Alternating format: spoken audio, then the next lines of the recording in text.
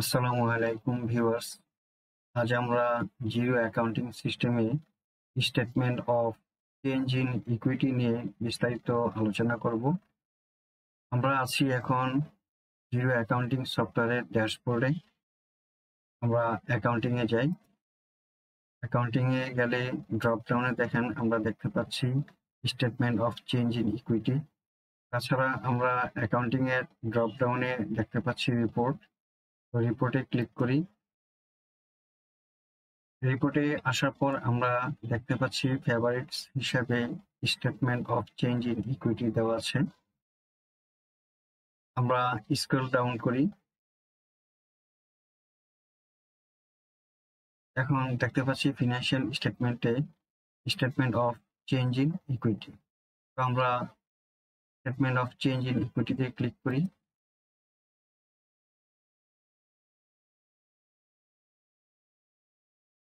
আমরা statement of change in equity রিপোর্টের পেজে আসলাম এবং আমরা এখানে দেখতে পাচ্ছি একটা রিপোর্টের ফরম্যাট।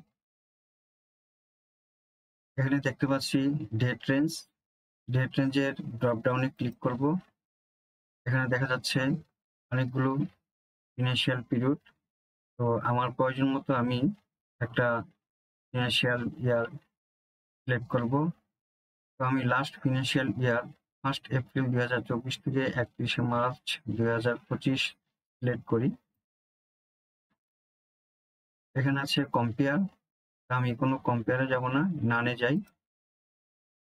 এবার দেখেন মোরে গেলে আমি অ্যাক্রুয়াল বেসিস, ক্যাশ বেসিস। আমি অ্যাক্রুয়াল বেসিস দিই, অ্যাকাউন্ট কোড দিই, ডেসিমাল। এবার আপডেট দিই। দেখেন আমি statement of change in equity রিপোর্টটা পেয়ে গেলাম। আমি লাস্ট ফিনান্সিয়াল ইয়ারে এখানে ওপেনিং ব্যালেন্স দেওয়া আছে 7,150, কারেন্ট ইয়ার আর্নিং 3,745 টাকা। তাহলে টোটাল ইকুইটি হলো 10,895 টাকা 48 পয়সা। আমি যদি কম্পেয়ার করি লাস্ট ইয়ারের সাথে, এবার আপডেট দিই, তাহলে আমরা দেখতে পাচ্ছি, দেখেন লাস্ট ইয়ার 2023-24-এ আমার ক্লোজিং ব্যালেন্স ছিল টোটাল ইকুইটি 7,150। এখন এই অর্থ বছরে 24-25-এ আমার এটা ওপেনিং ব্যালেন্স হলো 7,150। এখানে আমার কোনো ক্যাপিটাল এই বছর আসে নাই, রিটেন আর্নিংও আসে নাই। আমার এখন টোটাল ইকুইটি 10,895 টাকা 48 পয়সা। জিরো অ্যাকাউন্টিং সফটওয়্যারে ক্যাপিটাল এবং রিজার্ভ নামে ইকুইটিকে দেখিয়েছে। ইকুইটি হলো বিজনেস ওনার যখন বিজনেসে টাকা ইনভেস্ট করে ক্যাপিটাল হিসাবে, অথবা শেয়ার হোল্ডার থেকে যখন কোন শেয়ারের মাধ্যমে ক্যাপিটাল গ্রহণ করা হয়, এগুলা ইকুইটিতে আসে।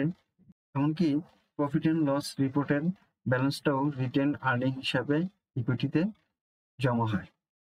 এই ইকুইটি রিপোর্টটা আমরা দেখেন save as a drop down click করে ড্রাফট, পাবলিশড, কাস্টম হিসেবে আমরা সেভ করতে পারি। আবার এক্সপোর্টের ড্রপ ডাউনে ক্লিক করলে আমরা এটাকে পিডিএফ হিসেবেও দেখতে পারি, এক্সেল হিসেবে ডাউনলোড করতে পারি, গুগল শিটেও আমরা শেয়ার করতে পারি। আমরা পিডিএফ হিসেবে একটা রিপোর্ট দেখি। দেখেন 31 মার্চ 2025-এ আমার ইকুইটি রিপোর্ট এখানে দেওয়া আছে। আমরা এই ইকুইটি রিপোর্টের লেআউট যদি এডিট করতে যাই, তাহলে এই যে দেখেন এডিট লেআউট দেওয়া আছে এখানে, তাই এডিট লেআউটে ক্লিক করি।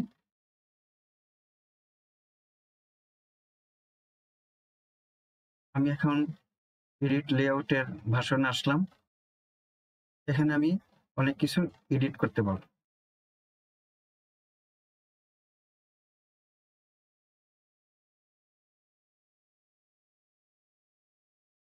দেখেন আমি প্রিভিয়াস একটা ব্যালেন্স শিট রিপোর্ট তৈরি করেছিলাম, সেখানে আমি ইকুইটি রিপোর্ট দেখেছি।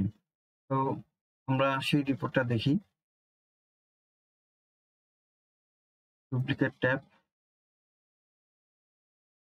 অ্যাকাউন্টিং এ যাই, রিপোর্টে ড্রাফট, ব্যালেন্স শিট। এবার আমি প্রিভিয়াস তৈরিকৃত ব্যালেন্স শিটে আসলাম। ব্যালেন্স শিটের নিচে দেখেন ইকুইটি, এই যে আমার ইকুইটি 10,895 টাকা 48 পয়সা। দেখেন 10,895 টাকা 48 পয়সা। এই ইকুইটি হলো ব্যালেন্স শিটের একটা পার্ট। আমরা জিরো অ্যাকাউন্টিং সিস্টেমের ইকুইটি নিয়ে বিস্তারিত আলোচনা করলাম। আশা করি আমরা সবাই ক্লিয়ার হয়েছি। এতক্ষণ আমার সাথে থাকার জন্য আপনাদের অনেক ধন্যবাদ। আসসালামু আলাইকুম ওয়া রাহমাতুল্লাহ।